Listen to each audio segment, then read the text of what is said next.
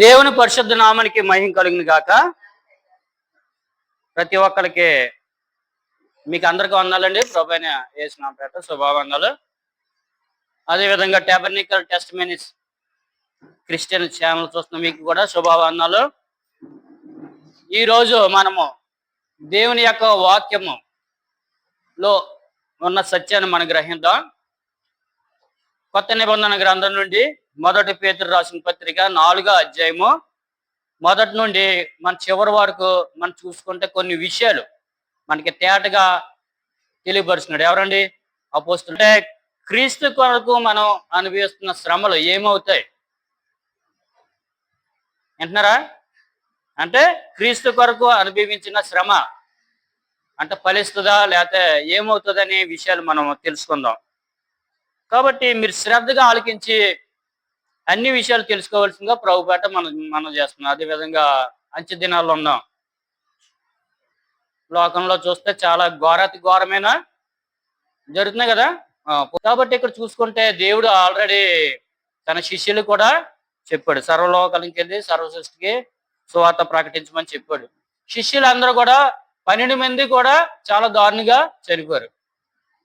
ఒక శిష్యుడే మామూలుగా సహజ మరణం పొందాడు, కానీ 11 మంది శిష్యులు కూడా చాలా దారుణంగా చనిపోయారు. అంటే ప్రజలతోటి చంపబడ్డారు, హతసాక్షులుగా మిగిలారు. ఇక్కడ చూసుకుంటే మనము చక్కని స్థితిలో మనం ఉండాలనేసి మనం బలపరుస్తున్నాడు. ఎవరండి? పేతురు గారిని మననే బలపరుస్తున్నాడు. చూడండి, చక్కగా చదవండి. మీరు ఇక్కడ చదివితే చక్కనైన వాక్యం మనకు కూడా తేటగా కనబడుతుంది. మొదటి పేతురు రాసిన పత్రిక 4వ అధ్యాయం 1 నుండి చూసుకుంటే క్రీస్తు శరీరమందు శ్రమ పడెను. అమ్మా ఎవరండి? క్రీస్తు. క్రీస్తు అంటే ఎవరండి? మన యేసుక్రీస్తు, మన రక్షకుడు. ఆయన యేసుక్రీస్తు ఏంటండి? శరీరమందు ఆయన ఏం చేశారండి? 33.5 సంవత్సరాలు అయిపోయిన తర్వాత ఆయన మీద నిమిత్తం మోపి ఆయన సిలువకి అప్పగించడం జరిగింది. ఆయన తల మీద ముళ్ళ కిరీటం పెట్టారు. అదేవిధంగా 39 కొరడా దెబ్బలు కొట్టారు. ఇంకా చాలా గుద్దులు గుద్దారు, గిల్లారు, రెక్కారు, చాలా చేశారు. చాలా చాలా చాలా చేశారు. కానీ దేవుడు ఏం చేశాడంటే శ్రమ అనుభవించాడు. ఎందుకు అనుభవించాడంటే మన కోసమే శ్రమ అనుభవించాడు. ఆయన శ్రమ అనుభవించకపోతే మనకి ఏముందండి? పాప క్షమాపణ లేదు. మనం అందరము కట్టగట్టుకుని ఎక్కడికి వెళ్ళిపోతాండి? నరకలోకానికి వెళ్ళిపోతాం. కాబట్టి దేవుడికి ఇష్టం లేదు. ఎందుకంటే దేవుడు మన తన హస్తాలతోటి మన చెక్కాడు. కాబట్టి దేవుడు ఏం చేశాడంటే మన ప్రేమించి ఈ లోకానికి వచ్చి శరీరధారిగా వచ్చి మన కోసము తన ప్రాణాన్ని అర్పించాడు. ఎందుకంటే పరిశుద్ధుడైన దేవుడే తన యొక్క రక్తం చిందిస్తే గానీ మన పాపానికి పరిహారం లేదనేసి వేదాల్లో కూడా చెప్పడం జరిగింది. కాబట్టి సృష్టికర్త అనే దేవుడే జగత్ పునాది ఏర్పడక మునిపే నన్ను ఏర్పరచుకున్నాడు. అదే విధంగా మన కోసం కూడా ఆయన ఈ లోకం రావడానికి సిద్ధపడ్డాడు. ఇక్కడ చూసుకుంటే క్రీస్తు శరీరమందు శ్రమపడను గనక మీరును అట్టి మనసును ఆయుధముగా ధరించుకునేది. మనం కూడా ఏంటండి? ఎవరన్నా కొట్టడానికి వచ్చారనుకోండి, మనం ఏం చేయాలండి? కొట్టించుకోవాలి, అంతే కదా. దానికి అర్థం ఏంటంటే మనం తిరిగి ప్రతి దాడి మనం చేయకూడదు. మన విశ్వాసమే మనం రక్షిస్తుంది. అదేవిధంగా మనం ఏమి ఆయుధం ధరించుకోవాలి చెప్పండి? ఏ ఆయుధం ధరించుకోవాలి మనం?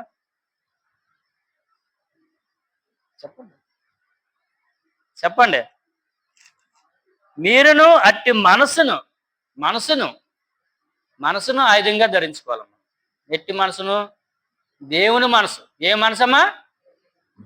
రాక్షస మనసు వచ్చిందానికి మనం ఏం చేస్తామండి? రాక్షసులాగా అయిపోయి మనం ఏం చేస్తాం? మనం కొట్టడానికి వస్తే మనం 10 మందిని కొట్టగలం, అంతే కదండి. దేవుడు మనసు ఉందనుకోండి. దేవుడు మనసు ఎలాంటిదండి?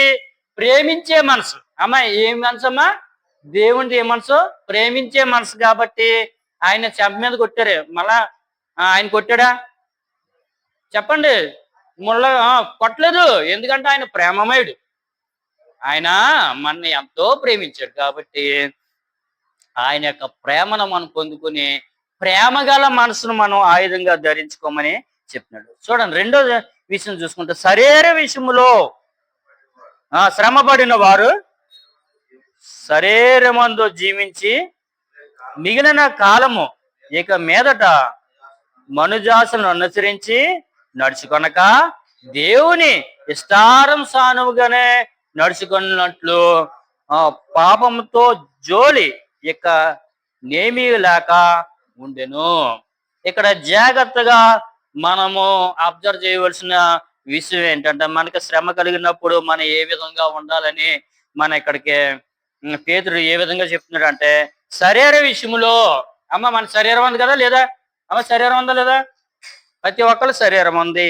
ఆ శరీరంలో మనం సంసార జీవితంలో చాలా బాధలు పడతాం. అదే విధంగా అనేకమైన ఎదురవుతుంటాయి అనుభవాలు. అది కూడా మనం అనిపిస్తున్నాం కదా, ఎదురు వెళ్తున్నాం కదా, మరణానికి ఎదురు వెళ్తున్నాము, అదే విధంగా అవమానంగా ఎదురు వెళ్తున్నాము. ఈ విధంగా మనం ఏం చేయండి, అనేకమైన విషయాల్లో మనం శ్రమ పడుతున్నాం. శరీర విషయంలో శ్రమ పడుతున్నాము. శరీరం అందు జీవించు మిగిలిన కాలము ఇక మీదట మనసు ఆశలతో జీవించక, అంటే మనుషులు ఆచరిస్తారు. ఈ శరీరం ఈ లోకంలో జీవించాలంటే ఈ లోకంలో ఉన్న వాళ్ళు ఏం చేస్తారండి, సిరి సంపదలకి, తర్వాత ఏంటండి భోగభాగ్యాలకి, అదే విధంగా పరువు ప్రతిష్టలకి, ఇలాగా ఈ విధంగా జీవిస్తున్నాం. అలాంటిమైన జీవితం మనకే అనవసరం అని చెప్తున్నాడు ఎవరండి, పేతురు గారు. మరి ఎలాంటిమైన జీవితము మనం అనుభవించాలి అని అంటే, మన పూర్వం ఏ విధంగా ఉన్నంటే మన ఇష్టానుసారంగా ఉన్నాం. అంటే దేవుని ఎరక ముందు ఎలాగ ఉన్నాం అంటే, మన శరీరాశలకే లోకాశలకే జీవపడమానికి మనం లోనై ఉన్నాం. కానీ మనము ఏ విధంగా ఉన్నా అంటే, ఇప్పుడు చూసుకుంటే దేవుని మీద ఆధారపడి మనం జీవిస్తున్నాం. ఎందుకంటే దేవుడు ఎంతో శ్రమలు పడ్డాడు. అదే విధంగా శ్రమలను మనం జ్ఞాపం చేసుకుంటూ మనం వచ్చిన శ్రమలను కూడా మనం అనుభవిస్తూ మనం ఏ విధంగా ఉంటున్నాం, స్థిరంగా ఉంటున్నాం, దేవుల్లో ఉంటున్నాం. కాబట్టి దేవుని ఇష్టానుసారంగా నడుచుకున్నట్లు అమ్మ మనం ఏ విధంగా నడుస్తున్నామా, ఈసారి దేవుడి చిత్త ప్రకారం నడుస్తున్నాం కదా, ఆయన ఆజ్ఞలను అనుసరిస్తూ మనం నడుస్తున్నాం. కాబట్టి పాపం జోలికి మనం వెళ్తలేదు కదమ్మా, పాపం జోలికి మనం వెళ్తలేదు. ఎందుకంటే మన అలాంటి ఆలోచన దేవుడు రానిస్తున్నాడు మనకే, రానివ్వడు.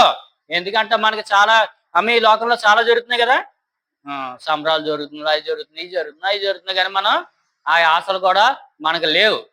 తీర్థాలు జరుగుతాయి, సంబరాలు జరుగుతాయి, అక్కడ జరుగుతాయి, అవి జరుగుతాయి, చాలా జరుగుతుంటాయి, జాతరలు జరుగుతుంటాయి. మనం వెళ్తున్నామా? క్రైస్తువులు ఎవరైనా వెళ్తున్నారా?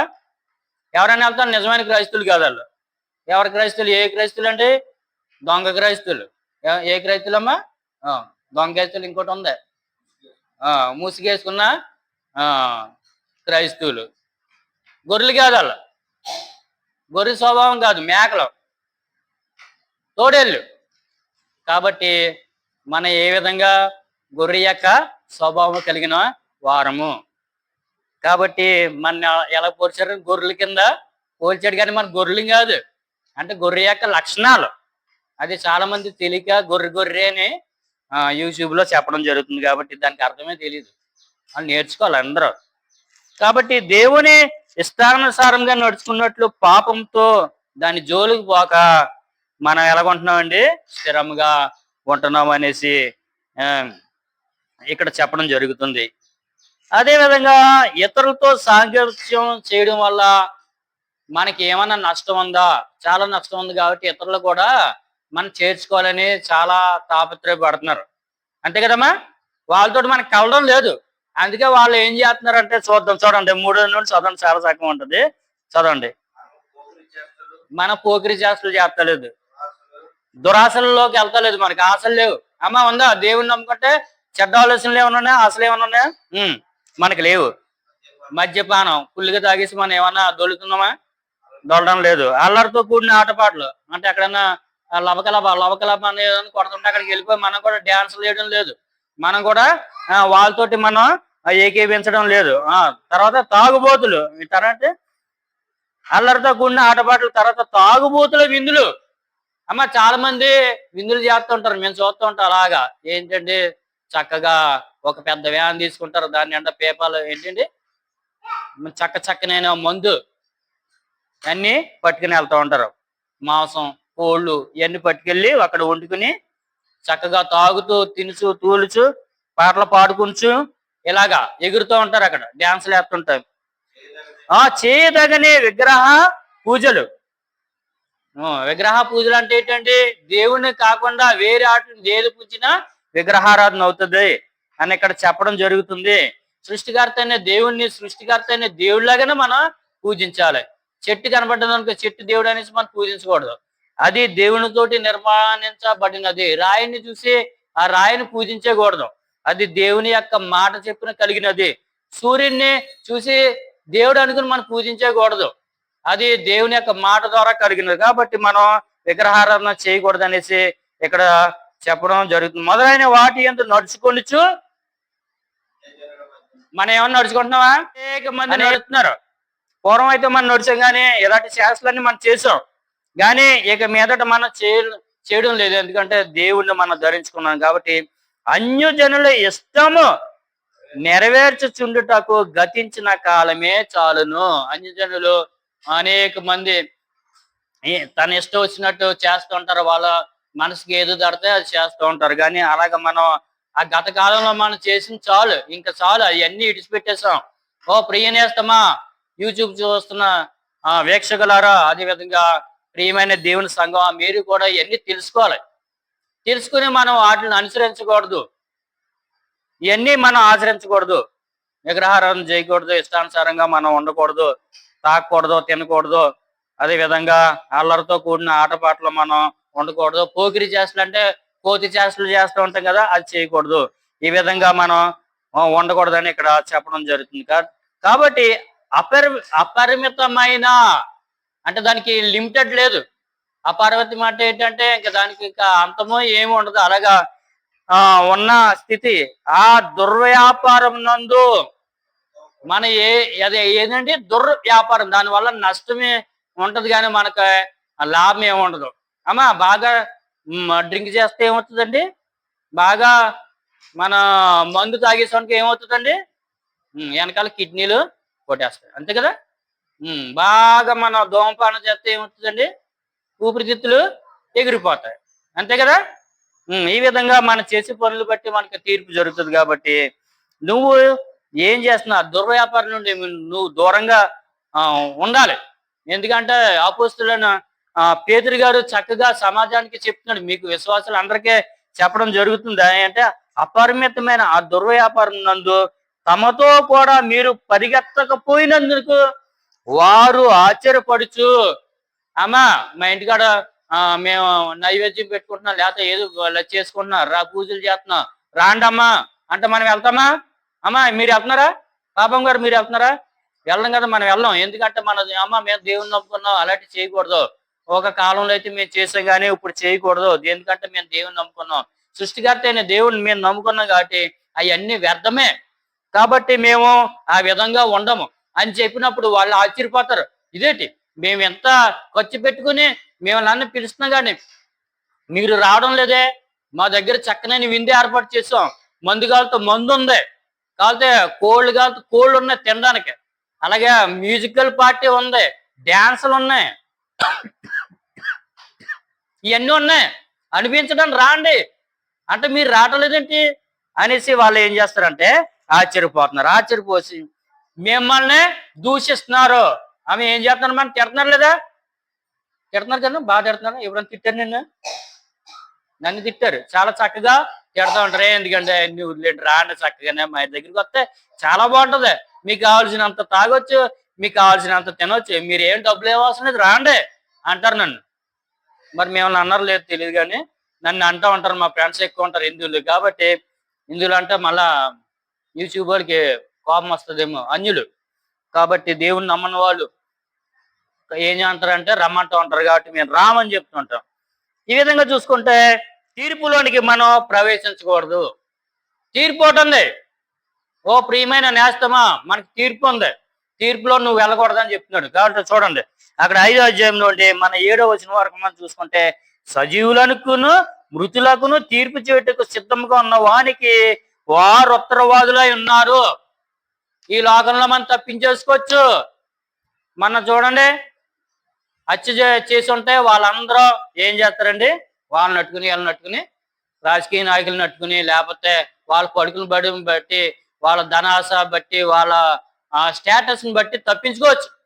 గాని ఎవరి నుండి తప్పించుకోలేరు. ఓ ప్రియనేస్తమా, వింటున్నావా? ఇక్కడ వాక్యము చెప్తున్నాడు దేవుడు. ఏం చెప్తున్నాడు చూడండి. సజీవులకును చచ్చిపోయిన వారికిని, సజీవులు జీవిస్తున్న వారికిని, మృతులకును తీర్పు చేయుటకు సిద్ధముగా ఉన్న వానికి ఒక రోజుని దేవుడు తీర్పు తీరుస్తాడు. అక్కడ తీర్పు తీర్చినప్పుడు నువ్వు ఏ స్థితిలో ఉన్నా ఒక్కసారి జ్ఞాపం చేసుకో. ఓ మానవుడా, ఓ విశ్వాసి, నువ్వు ఎక్కడిగా, నీ గతి ఏంటి? నువ్వు ఈ మానవుల నుండి తప్పించుకోగలవు, సీసీ కెమెరా నుండి తప్పించుకోగలవు, కానీ దేవుడి యొక్క తీర్పు నుండి నువ్వు తప్పించుకోలేవు. నువ్వెంతటి వాడువైనా, ఎంత తెలివైన వాడువైనా నువ్వు దేవుని యొక్క తీర్పు నుండి తప్పించుకోలేవు. సిద్ధంగా ఉన్నావా? ఉత్తరం ఇవ్వాలి దేవుడికి. నువ్వు జవాబు చెప్పివా వాడివై ఉంటావా అనేసి ఇక్కడ చెప్పడం జరుగుతుంది. తర్వాత 6వ వచనం చదువుకుంటే, మృతులు శరీర విషయంలో మానవ రీత్యా తీర్పు పొందినట్లును. అమ్మారు తీర్పు 2 రకాలు. ఆత్మ విషయములైన తీర్పు, శరీర విషయమైన తీర్పు. ఈ లోకంలో జీవిస్తున్న వారికి ఒక రకమైన తీర్పు ఉంటది, దేవుళ్ళో జీవిస్తున్న వారికి ఒక రకమైన తీర్పు ఉంటది. చూడండి, మృతులు శరీర విషయంలో మానవ రీత్యా తీర్పు పొందినట్లు, ఆత్మ విషయంలో దేవుని బట్టి జీవించినట్లు వారికి కూడా సువార్త ప్రకటించబడుతుంది. అమ్మా, అర్థమవుతుందా? విశ్వాసి, వీక్షకులగరా, దేవుని నమ్ముకోండి, పరలోక రాజ్యం సమీపిస్తుంది. అంటే ఏమవుతుందంటే కొమ్ములు వచ్చేస్తున్నాయి ఒక్కొక్కరికి. వచ్చేసి ముక్కులుండి ఏమొచ్చేస్తుంది, గ్యాస్ వచ్చేస్తుంది. వచ్చేసి ఏం చేస్తున్నారు, తిరగబడి దేవుని యొక్క సేవకులను చంపేస్తున్నారు. వృత్తినే మంచి చెప్తున్నారా, చెడు చెప్తున్నారా? మద్యపానం తాగొద్దు అని చెప్తున్నారు. అది మంచిదా చెడా? చెప్పండి. మంచిది కదా. తాగే తిరిగితే ఏమవుతుందండి, పాడైపోతావు. నువ్వు ఏంటంటే కిడ్నీలు అన్ని పోతాయి అని చెప్పడం. పోతా పోయింది, నువ్వు వాడరు నాకు చెప్పడం, నేను తాగుతున్నా అని చెప్తున్నా అంటే మనం ఏం చేయలేం. మంచిగా దేవుణ్ణి నమ్ముకున్నావా, నీతిగా ఉండండి అంటే తప్పది. నీతిగా ఉండండి అంటే తప్ప. డ్యాన్సులు వేయకండి అంట తప్ప. విగ్రహారం చేయకుండా. ఎందుకంటే సృష్టికర్తను దేవుని నమ్ముకోవాలి, కానీ విగ్రహాలు నమ్ముకుంటే వాటి వల్ల ఏముంటుందో ప్రయోజనం అని చెప్తారు. క్రైస్తవులు మంచిగా చెప్తారు కానీ చెడ్డ ఏం చెప్పరు. కాబట్టి ఇది బుర్రకి ఎక్కడం లేదు. ఏమవుతుందండి, వాళ్ళకి తీర్పులోకి వెళ్ళిపోతున్నారు. వాళ్ళు ఏ తీర్పులోకి? శరీర విషయంలో ఉన్న వాళ్ళు శరీరం విషయం ద్వారా తీర్పులోకి. నరహత్య చేయకూడదని దేవుడే చెప్పాడు. ఏం చెప్పాడమ్మా? నరహత్య చేయకూడదని దేవుడు చెప్పాడు. మరి నరుని హత్య చేసావనుకో, మరి దేవుడు అక్కడ నిలబడతాడు లేదా తీర్పులో? పాపం గారు చెప్పండి, నిలబడతాడు లేదా? చాలా సింపుల్. మనం చంపేయడం అంతా కాదు మనుషుల్ని, కానీ దాని విషయమే దేవుడు అడుగుతాడంట. ఆదికాండం చూసుకుంటే ఏం చేసి, హేబేలు ఎవరి ద్వారా చంపడ్డాడండి? కయ్యను ద్వారా. దేవుడు ఊరుకున్నాడా? హేబేలు యొక్క రక్తం ఎక్కడి నుండి మొరపెడుతుంది? ఎక్కడుండమ్మా? భూమిలోండి మొరపెడుతుంది. దేవునికి మొరపెడుతున్నప్పుడు, ఓరు బాబు కయ్యను అంటే చెప్పు ఏంటి అన్నాడు. ఏంటంటే మీ తమ్ముడు ఎక్కడ ఉన్నాడంటే, నాకేం తెలుసు, ఆడెక్కడున్నా నాకేం తెలుసు అన్నాడంట. ఓహో అలాగా, బాగానే చెప్పేస్తా, గాని మీ తమ్ముడి యొక్క రక్తం ఎక్కడుండి భూమిలోండి నాకు మొరపడుతుందయ్యా అన్నాడు. అన్నాడు లేదా? అన్నాడా లేదా? విశ్వాసి అన్నాడా లేదా? ఆదికాండం చదవండి, 4వ అధ్యాయం చదివితే మీకు కరెక్ట్గా చాలా తేటగా జరుగుతుంది, కనబడుతుంది. ఎందుకంటే చదువుతారా? ఎందుకంటే మళ్ళీ సబ్జెక్టు వేరుగా అవుతుంది కాబట్టి. ప్రియ నేస్తమా, మన ముందుకు వెళ్ళిపోదాం.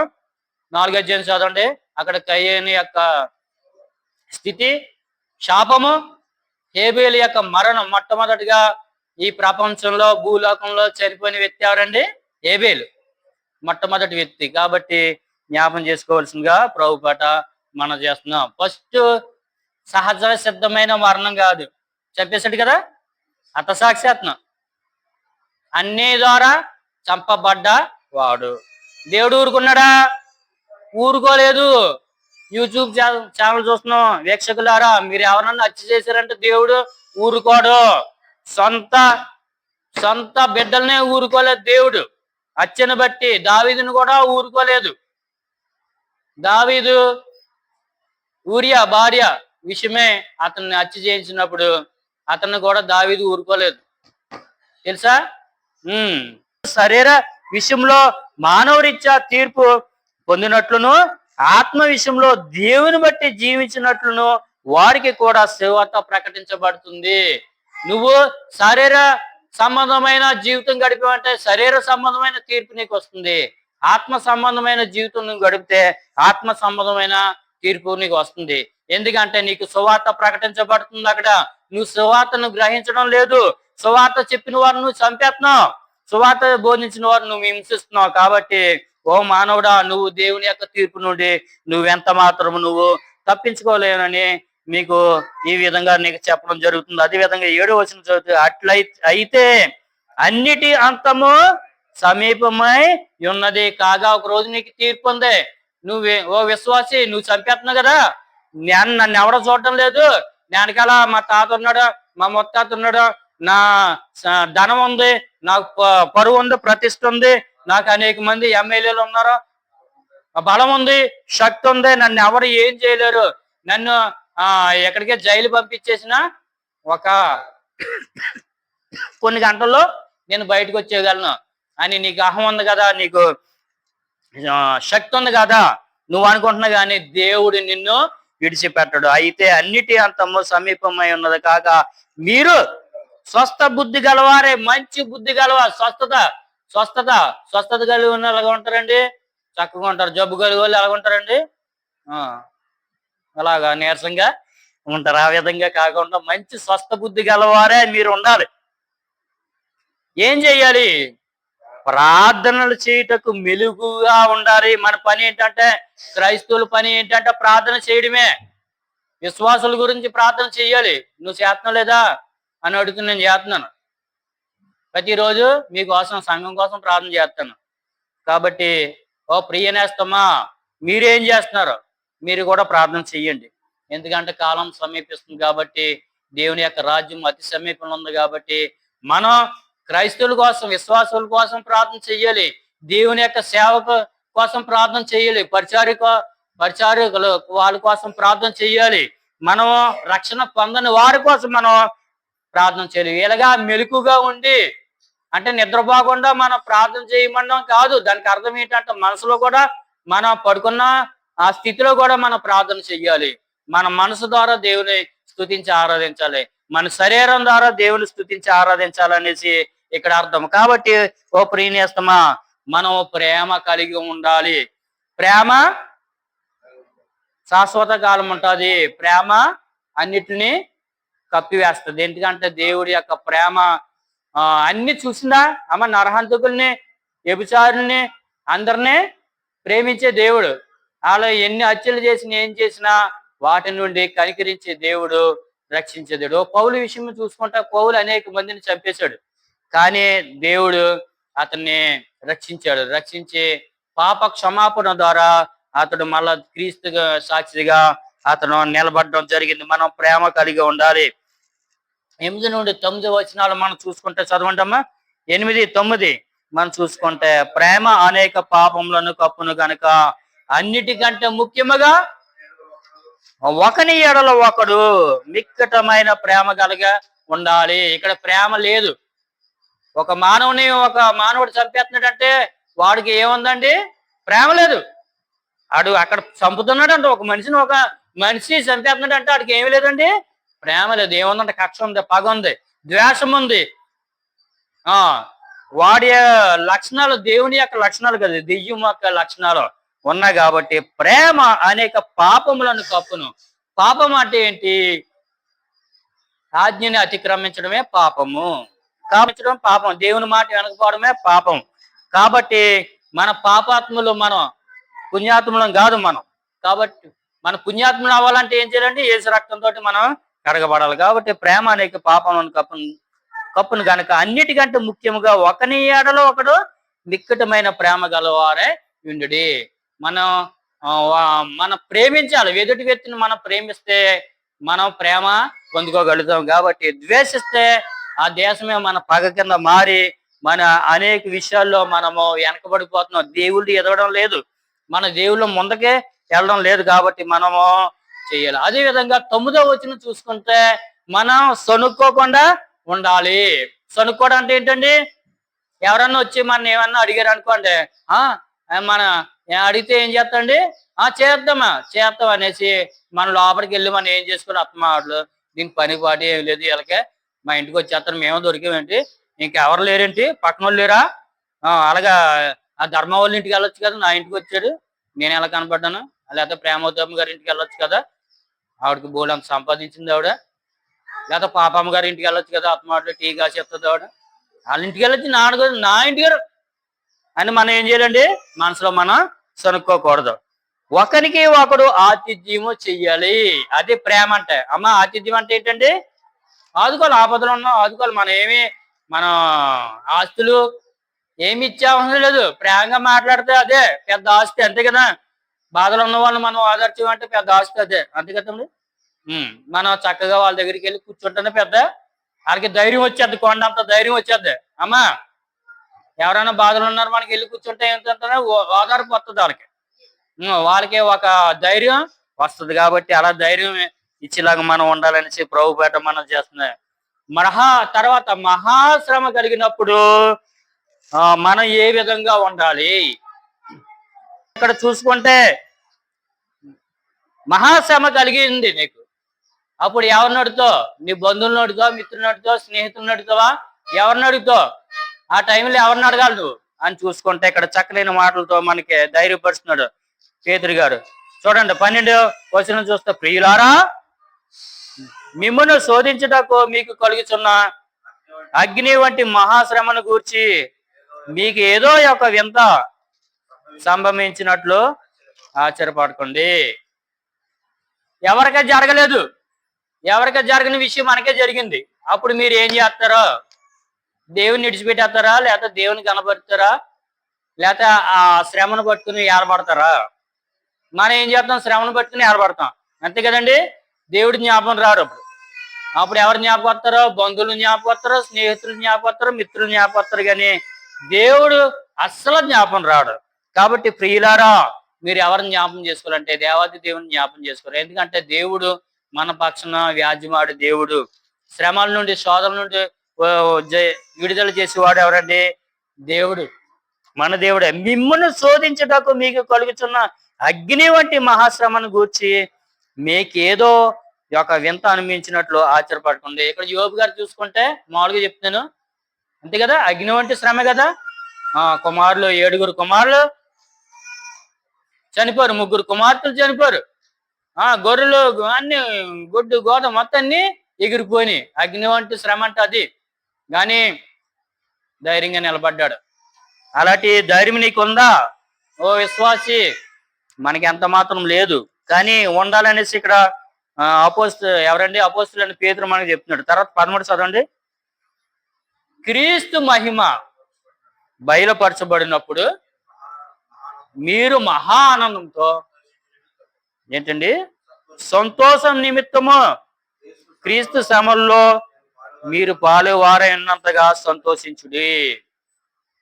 మన యేసుక్రీస్తుని ఎంతో శ్రమ పెట్టినప్పుడు నిజంగా దేవుడు ఒకే మనసుతో ఉన్నాడండి.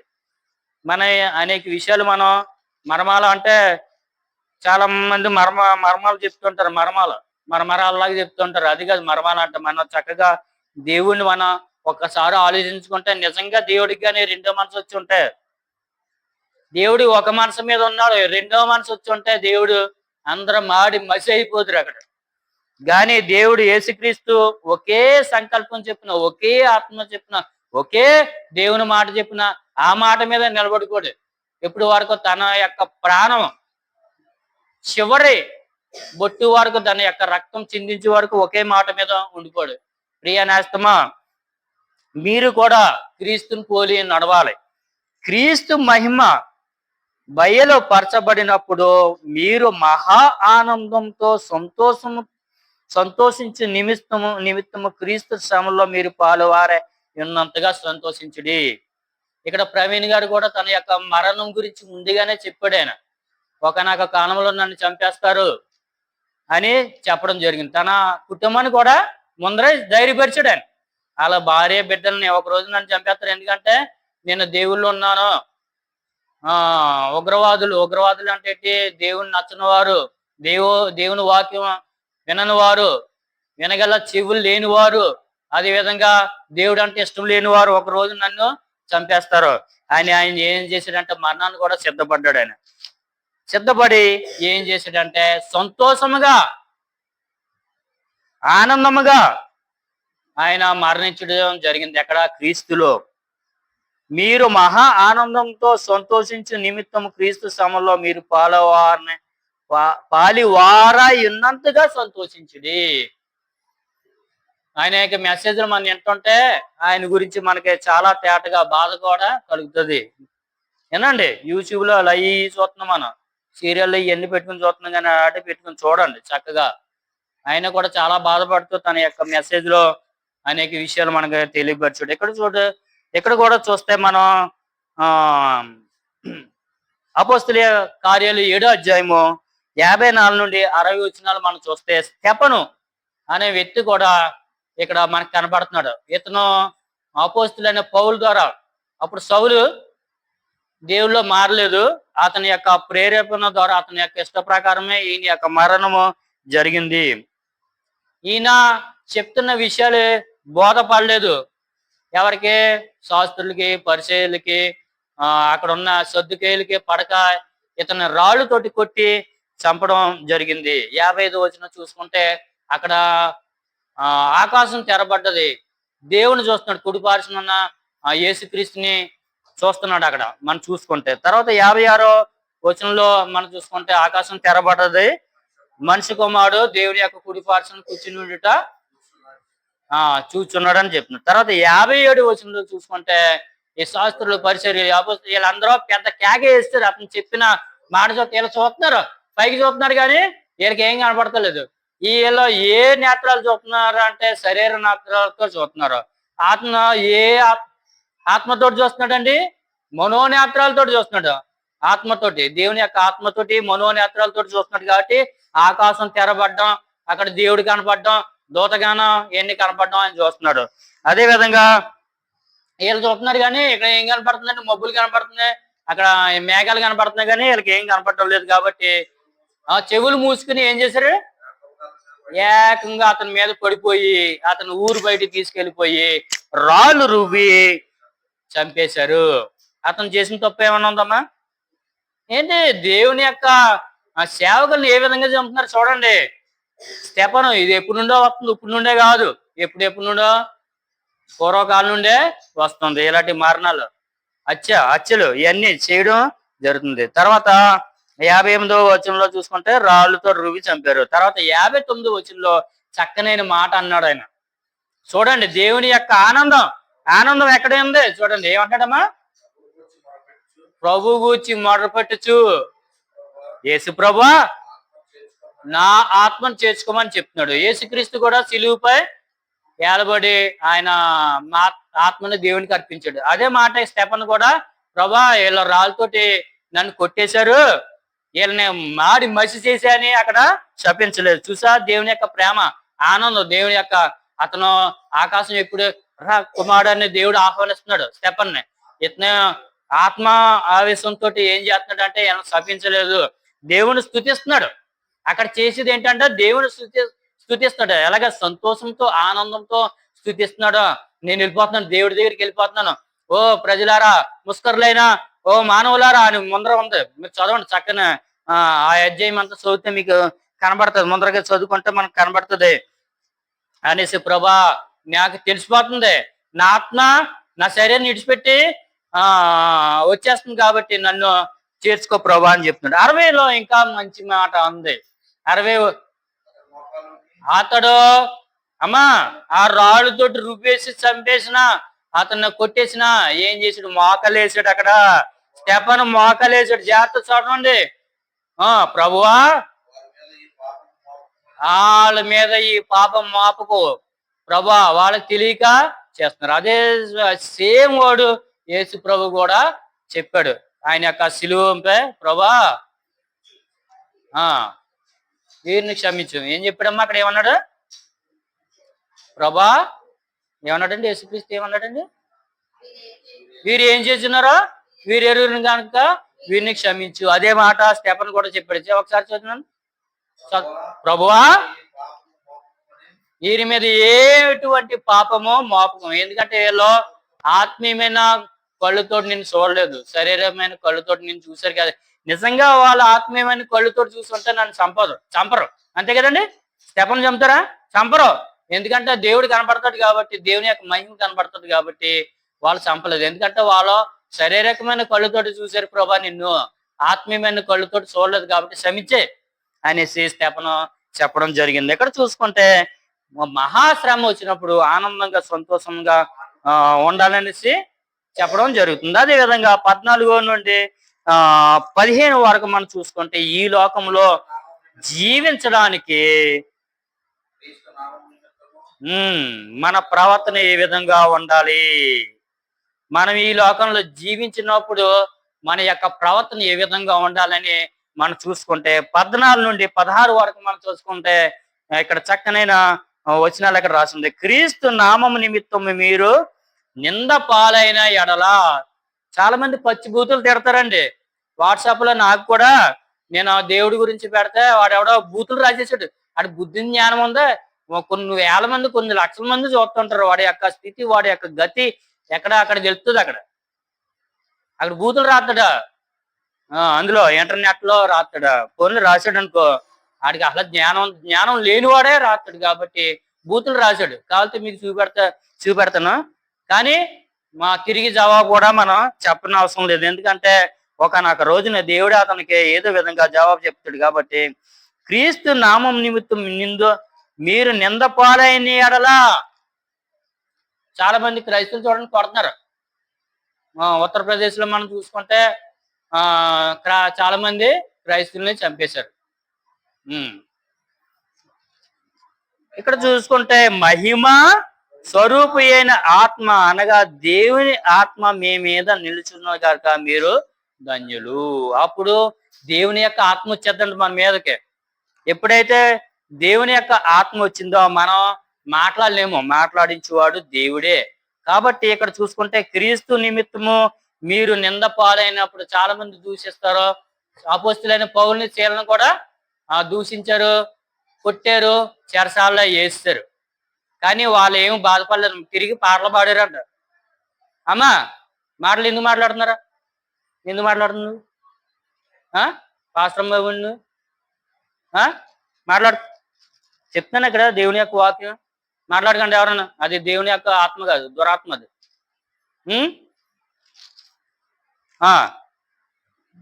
చూసే సబ్జెక్టు మారిపోద్దా? దేవుని యొక్క ప్రేరేపణతో చెప్పినప్పుడు మాట్లాడారంటే సబ్జెక్ట్ పక్క పోద్దు. కాబట్టి ఎవరు మాట్లాడకూడదు, తర్వాత మాట్లాడుకోండి. మీరు చక్కగా దేవుడు మీకు ఎంతో సమయం ఇచ్చాడు. కాబట్టి దేవుడు మీరు ధన్యులు.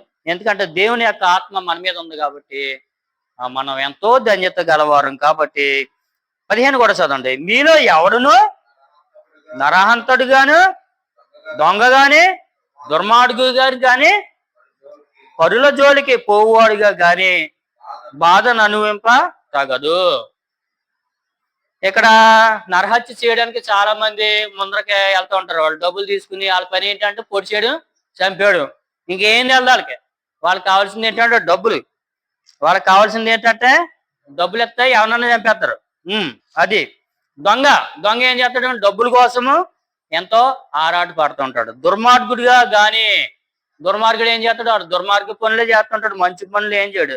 నరుల జోలికి పోవాడుగా గాని, అలాగే వెళ్తున్న వాడిని ఏం చేస్తాడు? కొంతమంది గోగుతూ ఉంటాడు, ఉత్తిన తంతూ ఉంటాడు, ఆరకోళం చేస్తూ ఉంటాడు. ఏ విధంగా చేస్తాడు? చాలా మంది పోకిరీలు ఉంటారు, కొంతమంది కావాలనే చేస్తూ ఉంటారు కదా. కానీ బాధను అనుభవింప తగదు. ఇలాంటి లక్షణాలు మనం ఎవరికే మనకు ఉండకూడదు అనేసి మీకు ఇక్కడ క్రీస్తు పేట మీకు చెప్తున్నా. ఇలాంటి వాళ్ళు ఉంటారు చాలా మంది సమాజంలో. కాబట్టి వాళ్ళకి దూరంగా మనం ఉండాలి. ఎవడైనాను చదవండి, 16 చదవండి.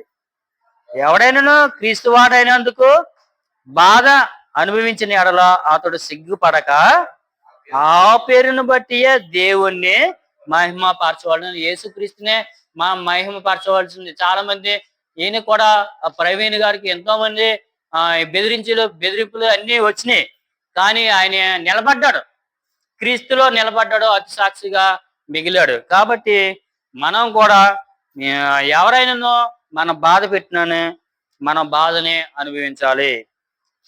మనం సిగ్గుపడకూడదు. దేవుని నామాన్ని బట్టి మనం సిగ్గుపడకూడదు. దేవుని నామాన్ని మనము ఘనపరచాలనేసి ఇక్కడ తేటగా మనం చెప్పడం జరుగుతుంది. దేవుని తీర్పుని ఎక్కడి నుండి వస్తుంది? దేవుని యొక్క తీర్పు ఎక్కడి నుండి వస్తుందంటే 17వ అధ్యాయం మనం చదువుకుంటే దేవుని తీర్పు ఎక్కడి నుండి వస్తుందంటే తీర్పు దేవుని ఇంటి యొద్ద నుండి వస్తుంది అంట, పరలోకం నుండి వస్తుందంట. ఎక్కడి నుండి వస్తుందమ్మా? అమ్మా ముగించేసుకుందాం, ఇంకెంత లేదు. దేవుడి తీర్పు ఎక్కడి నుండి వస్తుందండి? పరలోకం నుండి. ఎక్కడ నుండి? ఇంటి దగ్గర. దేవుడి ఇల్లు ఎక్కడ ఉందండి? పరలోకం ఇంకా పైన ఉంది, సభాపర్వతం. ఇంకా దేవుని యొక్క పై హెచ్చు స్థానంలో ఉన్నాడు దేవుడు. పరలోకంలో ఎవరు ఉన్నారంటే దేవదూత గణం ఉంది. ఆ గణం కన్నా పైన ఉన్నాడు దేవుడు ఆయన. కాబట్టి తీర్పు దేవుని ఇంటి యొద్ద నుండి ఆరంభం మగో కాలం వచ్చేసి ఉన్నది. అది మన యొద్దనే ఆరంభం అయితే దేవుని సువార్తకు అవిధేయులైన వారి గతి ఏమైపోతుంది చూడండి. అమ్మా ప్రియ నేస్తమా, వీక్షకులారా, ఒక్కసారి ఆలోచించండి. మీ యొక్క స్వార్థం చూసుకుంటున్నారు, మీ యొక్క ఆలోచన చూసుకుంటున్నారు, మీ యొక్క స్థితిని చూసుకుంటున్నారు. దేవుని యొక్క ఆలోచన ఏమైనా ఉంది? దేవుడు ఉన్నాడని భయం కూడా ఎవరికి లేదు. వాళ్ళ మాట ఈ మాట వింటున్నారు కానీ దేవుణ్ణి అలక్ష్యం చేస్తున్నారు. దేవుడు ఉన్నాడు, ఒక రోజుని నీకు తీర్పు తీస్తాడని భయం నీకుందా? లేకపోతే భయపడు. ఓ ప్రియ నేస్తమా, దేవుని యొక్క సంగమా, అవిశ్వాసులారా, దేవుణ్ణి ఎరగని వారులారా, దేవుడు ఒక రోజు నీకు తీర్పు తీరుస్తాడు. ఆ తీర్పు నుండి తప్పించేవాడు ఎవడున్నాడు? ఎవడున్నాడయ్యా?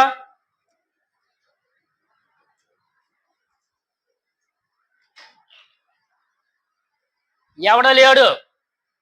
దేవుడు తీర్పు నుండి తప్పించేవాడు ఎవరు లేరు. జాగ్రత్త. నువ్వు చేస్తుంది సీసీ కెమెరా నుండి తప్పించుకోవచ్చు, ఈ లోకం నుండి తప్పించుకోవచ్చు, కానీ దేవుడి నుండి నువ్వు ఎంత మాత్రం తప్పించుకోలేవు. కాబట్టి నువ్వు నీతిగా ఉంటావు లేకపోతే పాపిగా ఉంటావా?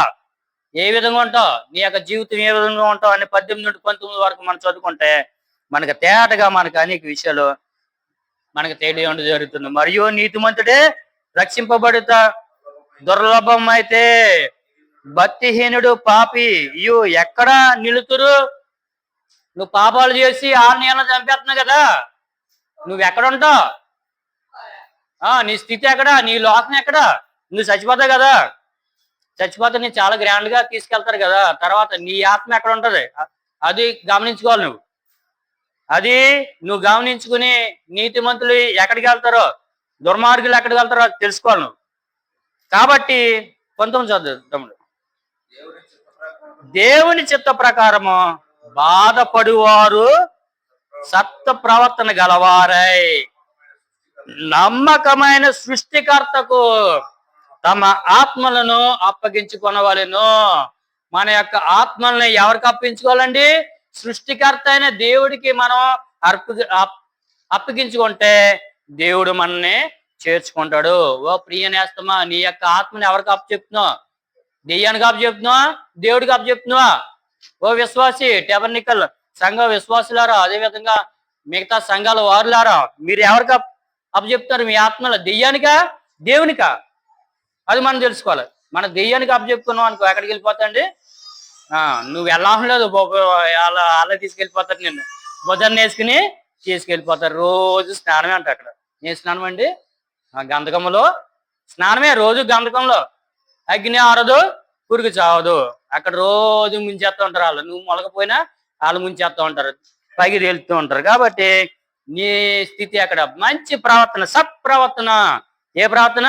సత్ప్రవర్తన గలవారే నమ్మకమైన సృష్టికర్తకు తమ ఆత్మలను అప్పగించుకున్న వాళ్ళను. ఇక్కడ చూడండి, పగడాల ఏం పేరండి ఆయన పేరు? ప్రవీణ్ గారు తన యొక్క ఆత్మను దేవునికి అప్పచెప్పుకున్నాడా.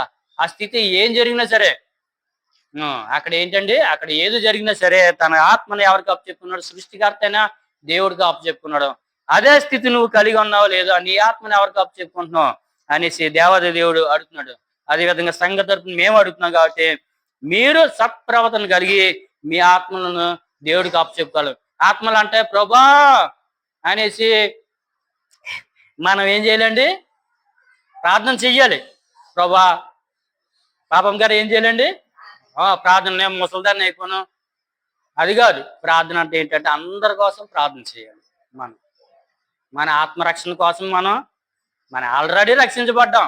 మన యొక్క పేరు అక్కడ జీవగ్రంథంలో రాయబడ్డది. కాబట్టి ఎవరి కోసం ప్రార్థన చేయాలి? రక్షణ పొందలేని వారి కోసం మనం ప్రార్థన చెయ్యాలి. వారి కోసం ఎంతో ఈ ప్రవీణ్ గారు ఎంతో ప్రయాసపడ్డాడు. అనేక మందిని వాళ్ళని రక్షించాడు. అనేక మందిని చిన్న చిన్న బిడ్డలను కూడా ఆయన పోషిస్తున్నాడు. ఆయన టెక్నాలజీ సంస్థను కూడా స్థాపించి అనేక మందికి కూడా ఆయన ఏంటండి ఉద్యోగాలు కూడా ఇప్పించడం జరిగింది. కాబట్టి మనము ఈయన ఎందుకు మనం తీసుకున్నాం అంటే మన జరిగిన హత్య విషయమే, మన జరిగిన ఆయన యొక్క మరణం గురించి ఇక్కడ మాట్లాడడం జరిగింది. కాబట్టి మనము కూడా అలాంటి మంచి మరణాన్ని మనం పొందుకోవాలి. చెడ్డ దుర్మరణమా మంచి మరణం? అది మంచిదే. ఎందుకంటే ఆయన హతసాక్షిగా దేవుని యొద్దకే వెళ్ళాడు. కాబట్టి దేవుడు తెలకుండా ఏమీ జరగదు. ఇంకో చిన్న విషయం ఏంటంటే ఆదాము అవ్వ గారు పాపం చేసినప్పుడు దేవుడు ఎందుకు రాలేదు? అంతే కదండి. మరి ప్రతి సాయంత్రం పూట దేవుడు వస్తున్నాడు లేదా? వస్తున్నాడా? చల్లబోతున్నప్పుడు దేవుడు వస్తున్నాడు లేదా? మాట్లాడుతున్నాడు కదా. అదే వెళ్ళిపోయినట్టు ఇంకోళ్ళు ఎవరు వస్తున్నారండి?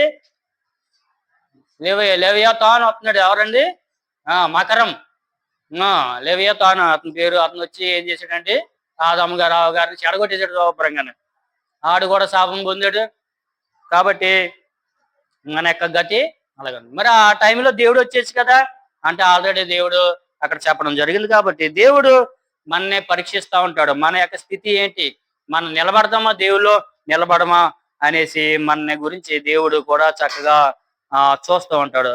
ఈ విధంగా మనము దేవుని యొక్క సన్నిధిలో మన నిత్యానందం మనం పొందుకోవాలి. అదే విధంగా దేవుడు ఆలకించారు కదా, శ్రమల్లో మనం ఏ విధంగా ఉండాలి, ఇతరుల సాంగత్యం మనం ఎంత మాత్రం చేయకూడదు. రెండోది ఏంటంటే ఇతరులో మనం లాగాలని ఎంతో ప్రయత్నం చేస్తారు, కానీ మనం రాకపోవడం చూసి మననే దూషించడం జరుగుతుంది. మనకు ప్రేమ కలిగి ఉండాలి. అదే విధంగా మహాశ్రమలు వచ్చినప్పుడు శ్రమలనే మనం అనుభవించాలి. ఈ లోకంలో జీవించినప్పుడు లోకానుసారంగా జీవించాలా లేకపోతే దేవుడి చిత్తానుసారంగా జీవించాలా, మన ప్రవర్తన ఏ విధంగా ఉండాలనేసి మనం తెలుసుకున్నాం. తీర్పు తీర్చేవాడు దేవుడే కాబట్టి ఆ తీర్పు నుండి మనం తప్పించుకున్నాం అని మనం తెలుసుకున్నాం. లాస్ట్గా ఏంటంటే మన యొక్క జీవితాన్ని దేవుడికి అర్పించుకోవాలనేసి ఇక్కడ చెప్పడం జరుగుతుంది. ఎవరు చెప్పారండి? పేతురు. ఎవరండి? అపోస్తులైన పేతురు తన యొక్క గ్రంథంలో మొదటి యొక్క గ్రంథంలో 4వ అధ్యాయంలో చెప్పడం జరిగింది. కాబట్టి దేవుడు పరిశుద్ధమైన వాక్యం మన వెనుకలో బహుగా దీవించి ఆశీర్వదించును గాక. ఆమేన్. టెబర్నికల్ టెస్టిమనీ ఛానల్ చూస్తున్న వీక్షకులందరూ ఈ ప్రోగ్రామ్ నచ్చినట్లయితే సబ్స్క్రైబ్ చేయండి, షేర్ చేయండి, కామెంట్ చేయండి. వందనాలు.